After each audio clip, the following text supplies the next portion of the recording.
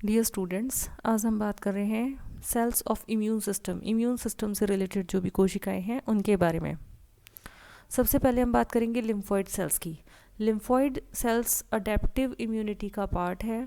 Adaptive immunity का मतलब है, अडेप्टिव इम्यूनिटी की 4 मुख्य विशेषताएं होती हैं। पहली स्पेसिफिसिटी, यानी एक जो लिम्फोइड सेल्स हैं वो एक छोटे से छोटे डिफरेंस एंटीजन के बीच में जो है उसको भी आसानी से पहचान जाती है, यानी ये बहुत स्पेसिफिक होती है अपनी एंटीजन्स के प्रति।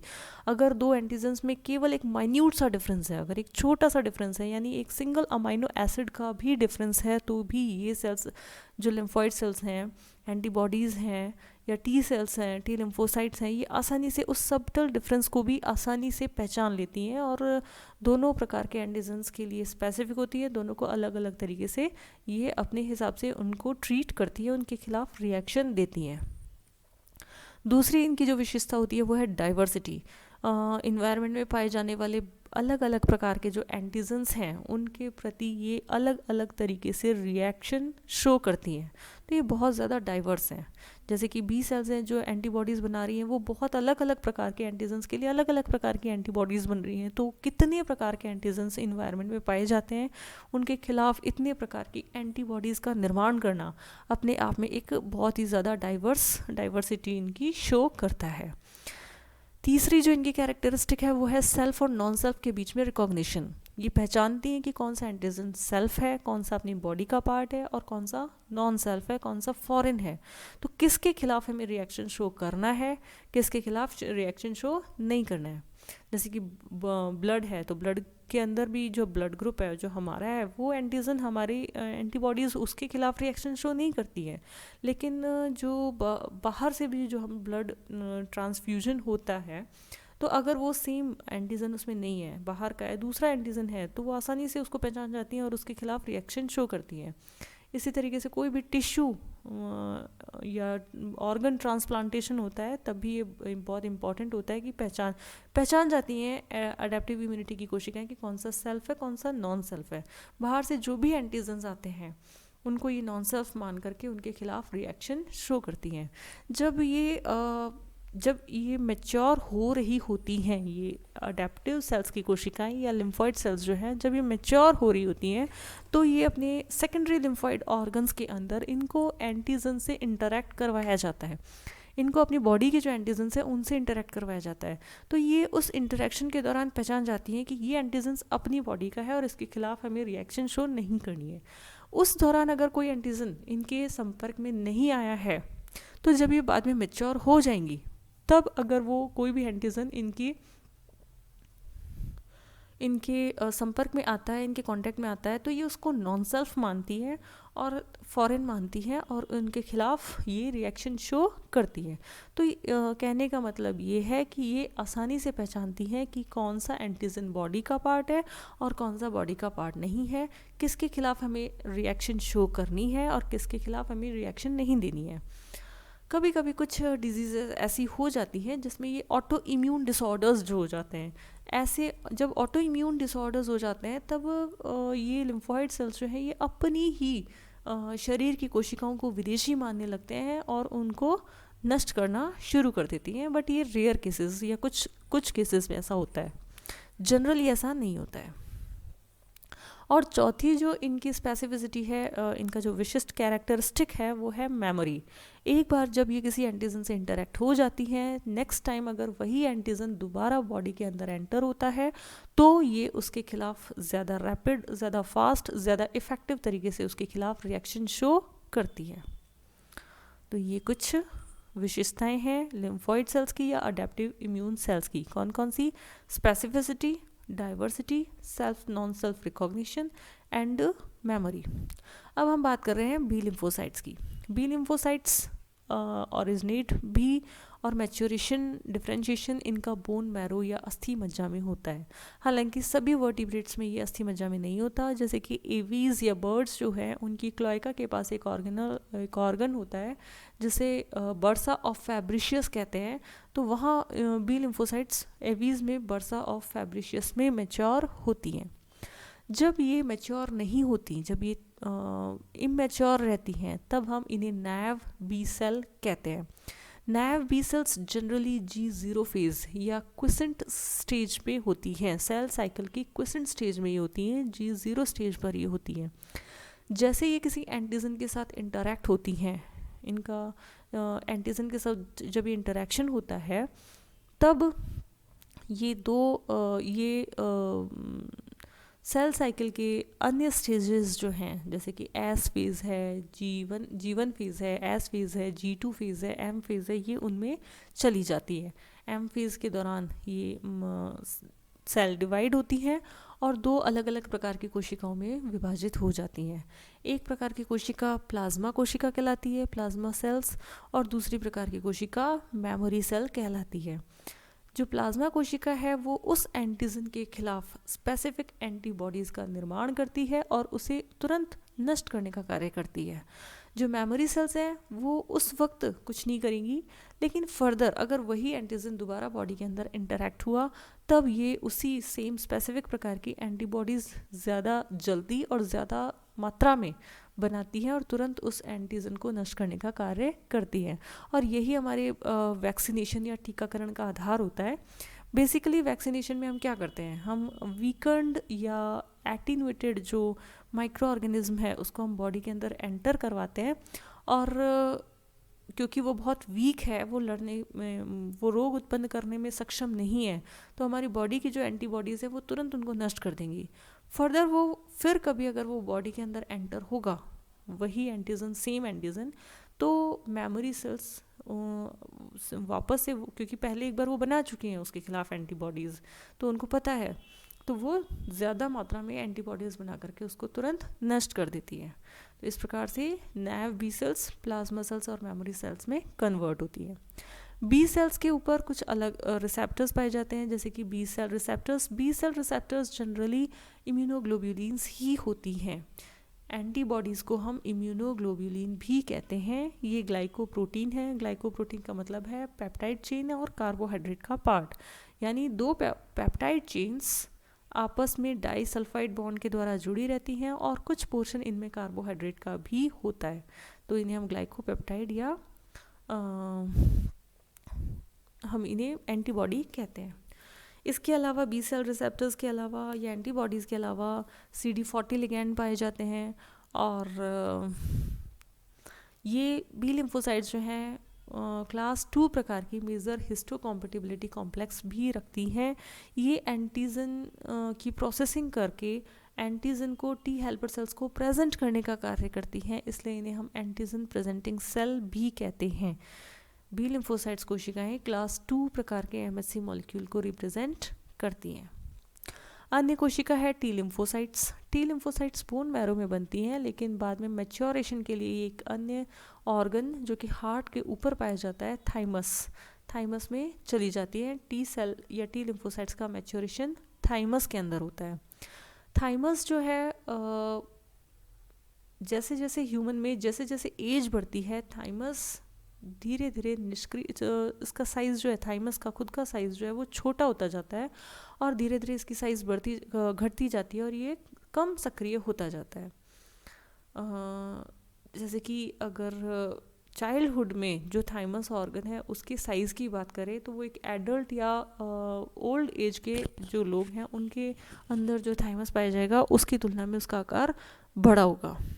तो थाइमस जैसे जैसे एज बढ़ती है, थाइमस ग्लैंड की जो साइज़ है वो क्या होती जाती है, कम होती जाती है। टी लिम्फोसाइट्स थाइमस ग्लैंड में मैच्योर होती है। टी लिम्फोसाइट्स में भी अलग अलग प्रकार के रिसेप्टर्स पाए जाते हैं। टी लिम्फोसाइट्स भी जब तक एंटीजन से इंटरैक्ट नहीं होती नैव टी सेल कहलाती हैं, G0 फेज़ में होती हैं, क्विसेंट स्टेज में होती हैं। जैसे ही तब ये इनकी साइज़ बहुत छोटी होती है और जैसे ही एंटीजन से इंटरैक्ट होती हैं इनकी आकार इनका बढ़ने लगता है। इनको हम लिम्फोब्लास्ट कहते हैं और ये लिम्फोब्लास्ट धीरे धीरे इनके अंदर जो जीन का पार्ट है वो एक्टिवेट हो जाता है और ये दो प्रकार की कोशिकाओं में विभेदित हो जाती हैं। एक टी हेल्पर सेल्स कहलाती है और दूसरी टी साइटोटॉक्सिक सेल कहलाती हैं। टी हेल्पर सेल्स जो हैं वो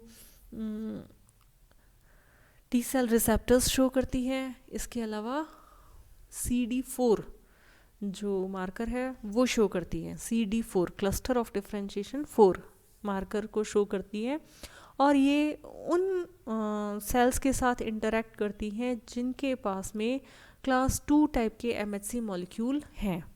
जैसे कि अभी बात की थी कि B lymphocytes class 2 MHC molecule को रिप्रेजेंट करता है। इसी प्रकार से मैक्रोफेजेस हैं, डेंड्राइटिक सेल्स हैं, ये 3 कुछ कोशिकाएं कौन कौन सी, बी लिम्फोसाइट्स, मैक्रोफेजेस और डेंड्राइटिक कोशिकाएं, ये तीनों कोशिकाएं क्लास 2 MHC मॉलिक्यूल को रिप्रेजेंट करती हैं। इन तीनों को ही हम एंटीजन प्रेजेंटिंग सेल कहते हैं। एक्चुअली ये बाहर से आने वाले जो एंटीजन्स हैं, जिनको हम एक्सोजीनस एंटीजन कहते हैं, ये इनको फेगोसाइट कर लेती हैं, कोशिका भक्षण कर लेती हैं, और इनकी प्रोसेसिंग होती है। इनकी प्रोसेसिंग को हम एंडोसाइटिक प्रोसेसिंग कहते हैं। ये प्रोसेसिंग के पश्चात जो एक्चुअली इनका पेप्टाइड पार्ट जो एंटीजनिक है उसको निकाल करके ये अपने बाहर क्लास 2 MHC के द्वारा रिप्रेजेंट करती है, और ये रिप्रेजेंट किसके सामने करेंगी, टी हेल्पर सेल के सामने। टी हेल्पर सेल इनके जैसे टी हेल्पर सेल के सामने ये क्लास 2 MHC मॉलिक्यूल के द्वारा एंटीजन रिप्रेजेंट करती हैं, टी हेल्पर सेल एक्टिवेट हो जाता है और विभिन्न प्रकार के साइटोकाइंस सिक्रीट करके उस एंटीजन को नष्ट करने का कार्य करता है। दूसरी कोशिका सी साइटोटॉक्सिक, टी साइटोटॉक्सिक जो है वो टी सेल रिसेप्टर्स रखती हैं, इसके अलावा CD8 मार्कर रखती हैं, और ये CD8 मार्कर किन के साथ में जुड़ेगा, उन कोशिकाओं के सामने जुड़ेगा जो कि क्लास 1 MHC मॉलिक्यूल को रिप्रेजेंट करेंगी। क्लास 1 MHC मेजर हिस्टोकॉम्पेटिबिलिटी कॉम्प्लेक्स, ये भी कुछ ग्लाइकोप्रोटीन्स हैं। और जनरली ऑल न्यूक्लिएटेड सेल्स, जो भी केंद्रक युक्त कोशिकाएं होती हैं, वो सभी क्लास 1 MHC मॉलिक्यूल को रिप्रेजेंट करती हैं। तो टी साइटोटॉक्सिक हर वो कोशिका जो केंद्रक युक्त है और एंटीजन को प्रेजेंट कर रही है क्लास 1 MHC के द्वारा, उसके साथ इंटरैक्ट हो जाती है और एक्टिवेट हो जाती है। तीसरे प्रकार की कोशिका है natural killer sales. Natural killer sales में टी सेल रिसेप्टर्स या बी सेल रिसेप्टर्स जैसे कुछ रिसेप्टर्स नहीं पाए जाते। ये भी फेगोसाइटोसिस के द्वारा कोशिका को भक्षण करने का कार्य करती है। मुख्यतः ये ट्यूमर सेल्स को नष्ट करने का कार्य करती हैं। जो ट्यूमर सेल्स हैं उन ट्यूमर सेल्स को डीएक्टिवेट करने का कार्य करती हैं। अगर ये इनके पास में CD16 मार्कर्स पाए जाते हैं, नेचुरल किलर सेल्स के पास में CD16 मार्कर्स पाए जाते हैं, और ये CD16 मार्कर्स किसके रिसेप्टर हैं, ये एंटीबॉडी के FC रीजन के रिसेप्टर्स हैं। ये एंटीबॉडी की डिटेल स्ट्रक्चर हम अपने अगले वीडियो में पढ़ेंगे। अभी हमें इतना याद रखना है कि इसका जो कांस्टेंट पार्ट है FC रीजन, वो CD16 के लिए रिसेप्टर है, वहाँ पे एंटीबॉडीज़ जुड़ जाती हैं। एंटीबॉडी का दूसरा पार्ट जो है वो वेरिएबल रीजन है, और उस वेरिएबल रीजन पर एंटीजन आकर के जुड़ेगा। तो एक तरीके से नेचुरल किलर सेल्स जो है वो एंटीजन को मारने के लिए यदि एंटीबॉडी के सहारा ले रही है, ये एंटीबॉडी उनमें मध्यस्थ हैं, तो ऐसी किलिंग मैकेनिज्म क्या कहलाएगा, antibody cell mediated cytotoxicity, ADCC, क्योंकि एंटीबॉडी डिपेंडेंट है, antibody dependent cell mediated cytotoxicity ADCC। तो नेचुरल किलर सेल्स ADCC के द्वारा एंटीजन्स को मारने का कार्य भी करती है। इसके बाद में आता है मोनोन्यूक्लियर फेगोसाइट्स, मतलब इसके नाम से समझ में आ रहा है मोनोन्यूक्लियर यानी एक पिंडीय न्यूक्लियस पाया जाता है, और फेगोसाइट्स हैं ये, यानी कोशिका भक्षण के द्वारा एंटीजन को मारने का कार्य कर रही हैं। जब ये ब्लड स्ट्रीम में वॉन्डरिंग कर रही हैं, गतिशील हैं, तब हम इन्हें मोनोसाइट्स कहते हैं। लेकिन 8 से 10 घंटे ये ब्लड स्ट्रीम में रह करके ये किसी उत्तक में जा कर के स्टेबल हो जाती हैं, स्थिर हो जाती हैं, और जब ये स्टेबल हो जाती हैं तब हम इन्हें मैक्रोफेजेस कहते हैं। अलग अलग टिश्यूज़ में ये जाकर स्टेबल होती हैं और स्पेशलाइज्ड हो जाती हैं, इनका कार्य कुछ विशिष्टीकृत हो जाता है। ऐसे में हम इन्हें अलग अलग नामों से पुकारते हैं, जैसे कि लंग्स में इन्हें एल्वियोलर मैक्रोफेजेस कहेंगे, कनेक्टिव टिश्यूज़ में इनको हिस्टियोसाइट्स कहेंगे, लीवर में इन्हें कुफर सेल्स कहेंगे, किडनी में इन्हें मेसेनग्लियल कोशिकाएं कहेंगे, ब्रेन में इन्हें माइक्रोग्लियल कोशिकाएं कहेंगे, और बोन में इन्हें ऑस्टियोक्लास्ट कोशिकाएं कहेंगे। तो अलग अलग जगह पर ये अलग अलग नामों से जानी जाती हैं। मैक्रोफेजेस या मोनोसाइट्स फेगोसाइटिक कोशिकाएं हैं, यानी कोशिका का भक्षण करती हैं। मतलब जैसे कोई एंटीजन इनके संपर्क में आता है, ये अपने प्रवर्ध के द्वारा चारों दिशाओं से उनको कवर कर लेती हैं और उनको अपने अंदर ले लेती हैं। अंदर लेने के बाद में ये उनको ख़त्म करने का कार्य करती हैं। इनको नष्ट, माइक्रो ऑर्गेनिजम्स को नष्ट करने की दो प्रकार की क्रियाविधि हो सकती है। अंदर लेने के बाद में जो वेसिकल्स हैं उनमें चले जाने के बाद में ये दो प्रकार से माइक्रो ऑर्गेनिजम्स को किल कर सकती हैं। एक होता है ऑक्सीजन डिपेंडेंट किलिंग मैकेनिज्म और एक होता है oxygen independent killing mechanism. Oxygen dependent यानी ऑक्सीजन पर आधारित। ऑक्सीजन डिपेंडेंट किलिंग मैकेनिज्म के अंदर जो इनका इंटरमीडिएट प्रोडक्ट बनता है वो या तो रिएक्टिव ऑक्सीजन युक्त होगा या रिएक्टिव नाइट्रोजन युक्त होगा, जिसमें फ्री रेडिकल्स होंगे। और ये फ्री रेडिकल्स हाईली रिएक्टिव होने की वजह से जो भी माइक्रो ऑर्गेनिज्म है उसकी सेल वॉल को नष्ट करने का कार्य या उसको डिग्रेड करने का कार्य करते हैं। जैसे कि हाइड्रोजन पेरोक्साइड हो गया या सुपर ऑक्साइड आयंस हो गए, तो इनमें जो फ्री रेडिकल्स हैं ये बहुत ज़्यादा हाईली रिएक्टिव होते हैं और ये तुरंत सेल वॉल को नष्ट कर देते हैं। बैक्टीरिया जैसे है तो उसकी सेल वॉल को ही नष्ट कर देते हैं। अगर ये ऑक्सीजन इंडिपेंडेंट किलिंग मैकेनिज्म की बात करें जिसमें ऑक्सीजन इंटरमीडिएट नहीं बन रहा है, हाईली रिएक्टिव ऑक्सीजन इंटरमीडिएट नहीं बन रहा है, यानी ऑक्सीजन इंडिपेंडेंट है, तो ये कुछ एंजाइम्स जैसे कि लाइसोजाइम्स हैं, हाइड्रोलाइटिक एंजाइम्स हैं, डिफेंसिन्स हैं, इनके द्वारा ये माइक्रोब्स को नष्ट करने का कार्य करते हैं। लाइसोजाइम्स जैसे कि बहुत ज़्यादा एसिडिक पीएच युक्त होता है, 3 to 5 पीएच इसकी होती है, तो इतनी पीएच पे माइक्रोब्स जीवित नहीं रह पाते और तुरंत नष्ट हो जाते हैं। तो ये फेगोसाइटिक कोशिकाएं या तो एंटीबॉडी डिपेंडेंट या ऑक्सीजन डिपेंडेंट या ऑक्सीजन इंडिपेंडेंट किलिंग मैकेनिज्म के द्वारा माइक्रोब्स को नष्ट करने का कार्य करती है।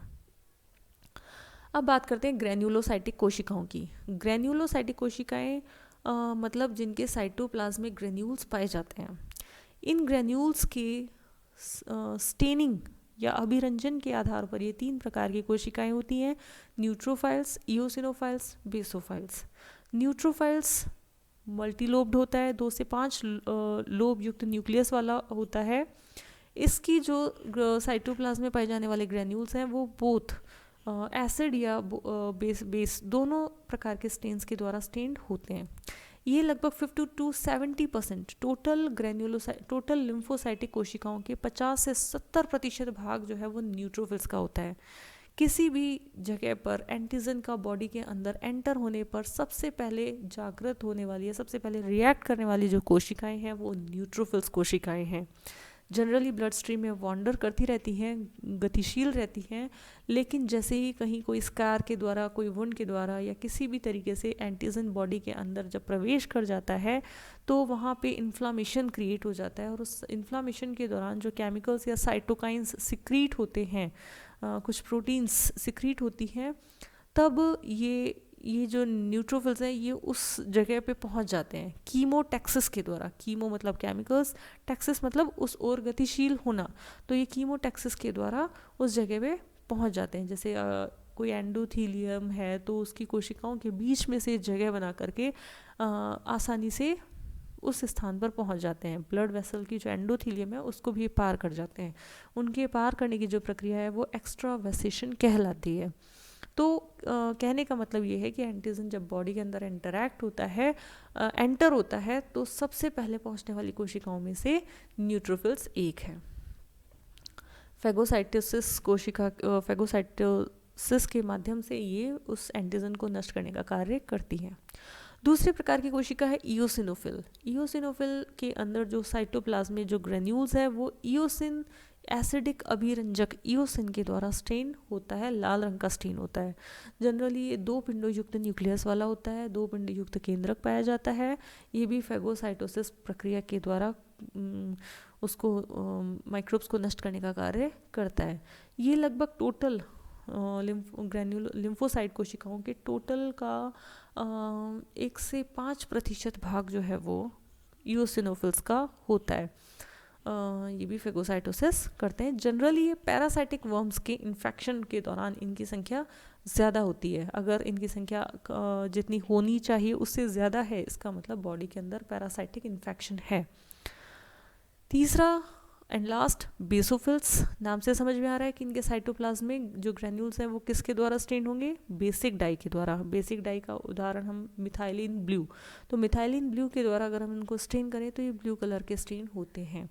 इनका न्यूक्लियस एक पिंड युक्त होता है और ये फेगोसाइटिक नहीं करती है, कोशिका भक्षण के द्वारा कोशिका को नहीं मारते हैं, एंटीजन को नहीं मारते हैं।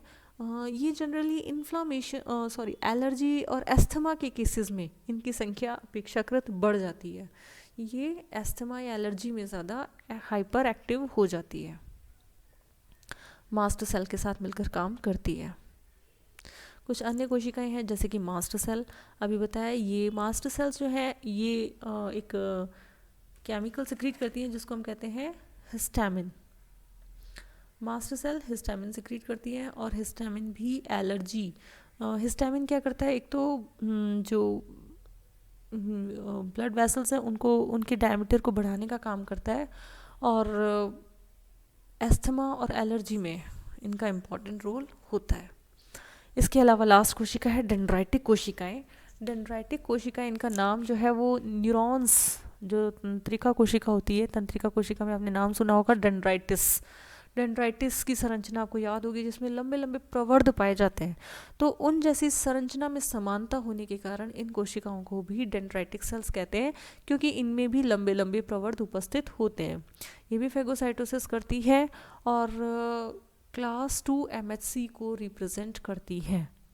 क्लास 2 MHC, क्लास 2 MHC मुख्यतः 3 प्रकार की कोशिकाएं जो है वो क्लास 2 MHC को रिप्रेजेंट करती हैं। कौन कौन सी, एक तो बी लिम्फोसाइट हो गया, एक मैक्रोफेजेस हो गया और तीसरा ये डेंड्राइटिक कोशिकाएं हैं। ये तीनों प्रकार की कोशिकाएं जो हैं बाहर से आने वाले एक्सोजीनस एंटीजन को की प्रोसेसिंग करती हैं, उनको पहले तो अपने अंदर ले लेती हैं और उनकी एंडोसाइटिक पाथवे के द्वारा उनकी प्रोसेसिंग की जाती है और उस प्रोसेसिंग के माध्यम से जो हमारा एंटीजन है, एक्चुअली एंटीजन एक पार्ट है, उस एंटीजन को ये क्लास 2 MHC के द्वारा रिप्रेजेंट करती है अपने सामने, अपनी जो सेल के सरफेस पर जो ये मार्कर्स हैं उनके द्वारा ये प्रदर्शित करती है। और इनको कौन पहचानेगा, इनको टी हेल्पर सेल्स पहचानेंगे और जैसे ही टी हेल्पर सेल्स इनको पहचान लेते हैं वैसे ही वो एक्टिवेट हो जाते हैं और उस एंटीजन को नष्ट करने का कार्य करते हैं। डेंड्राइटिक कोशिकाएं आपको दोनों साइड में मिलेंगी, लिम्फॉइड लीनिएज में भी मिलती हैं और माइलॉइड लीनिएज में भी मिलती हैं। मुख्य रूप से डेंड्राइटिक सेल्स 4 प्रकार की होती है। लैंगरहैंस कोशिकाएं, बी डेंड्राइटिक कोशिकाएं हैं। इसके अलावा interstitial dendritic sales, myeloid dendritic sales और लिम्फॉइड डेंड्राइटिक सेल्स, ये अलग अलग प्रकार की कोशिकाएं हैं जो कोशिका भक्षण के द्वारा अपने संपर्क में आने वाले एंटीजन को नष्ट करने का कार्य करती हैं। तो ये कुछ कोशिकाएं थी इम्यून सिस्टम के अंतर्गत आने वाली कोशिकाएं जो एंटीजन्स को नष्ट करने का कार्य करती हैं। होप आपको समझ में आया होगा। Thank you.